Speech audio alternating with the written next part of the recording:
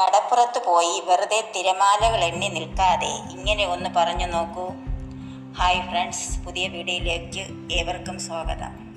അപ്പോൾ ഈ ഒഴിവു ദിനങ്ങൾ ആനന്ദകരമാക്കാൻ നമ്മൾ ബീച്ചിലോ കായലിലോ ഒക്കെ പോകാറുണ്ടല്ലേ. അതേപോലെ മറ്റു ഉല്ലാസ യാത്രകളൊക്കെ പോകാറുണ്ട്. അപ്പോൾ ഇത് ഏത് സ്ഥലമാണ് എന്ന് ഇവിടെ പോയിട്ടുള്ളവർക്ക് മനസ്സിലാകും. അപ്പോൾ ഇത് വേളിയാണ്, ട്രിവാൻഡ്രത്ത് വേളിയാണ്.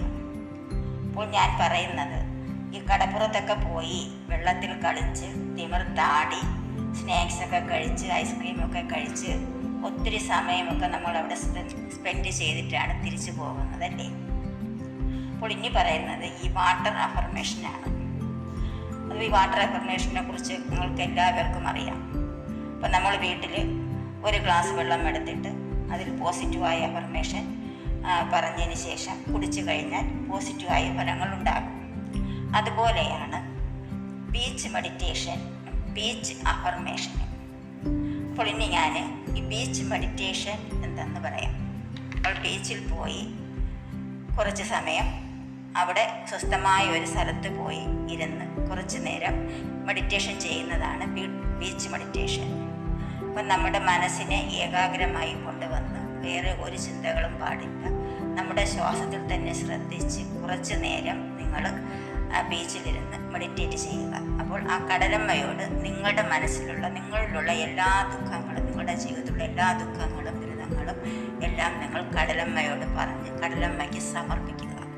എന്നിട്ട് യൂണിവേഴ്സിനെയും കടലമ്മയെയും പ്രാർത്ഥിച്ച് നിങ്ങൾക്ക് എത്ര സമയമാണോ അവിടെ കിട്ടുന്നത് അത്രയും സമയത്തിൽ മെഡിറ്റേഷൻ എടുക്കേണ്ട സമയം കുറച്ച് സമയം എടുത്ത് 10-15 മിനിറ്റ് അവിടെ ഇരുന്ന് മെഡിറ്റേറ്റ് ചെയ്യുക. അപ്പോൾ ആ കടപ്പുറത്തിരിക്കുമ്പോൾ ആ തണുത്ത കാറ്റ് നിങ്ങളുടെ ശരീരത്തെയും മനസ്സിനെയും എല്ലാം ഇങ്ങനെ തഴുകി പോകുമ്പോൾ നിങ്ങളുടെ മനസ്സിന് തന്നെ വളരെയധികം ശാന്തിയും സമാധാനവും കിട്ടുന്നതാണ് ഈ ബീച്ച് മെഡിറ്റേഷൻ.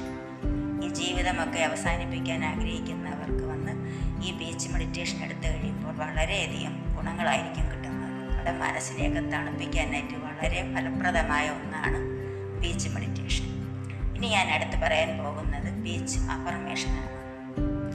മെഡിറ്റേഷൻ കഴിഞ്ഞതിന് ശേഷം നിങ്ങൾ വെള്ളത്തിലോട്ട് ഇറങ്ങുന്ന സമയത്ത്, വെള്ളത്തിലിറങ്ങുമ്പോൾ തിരമാലകൾ ഇങ്ങനെ അടിച്ചു കയറി നമ്മുടെ കാൽപാദങ്ങളെല്ലാം സ്പർശിച്ചിങ്ങനെ പോകും അല്ലേ. അപ്പോൾ ഓരോ തിരമാലകളും ആദ്യമൊക്കെ ശക്തി കുറഞ്ഞതായിരിക്കും, പിന്നെ അത് കഴിഞ്ഞ് നല്ല ശക്തമായ തിരമാലകൾ ഇങ്ങനെ വരുന്നത് കാണാം. ഇതുപോലെയാണ് ഈ തിരമാലകൾ പോലെയാണ് നമ്മുടെ ജീവിതത്തിലെ പ്രശ്നങ്ങൾ. അതിങ്ങനെ വന്ന് കുറച്ച് സമയം നിൽക്കും, പിന്നെ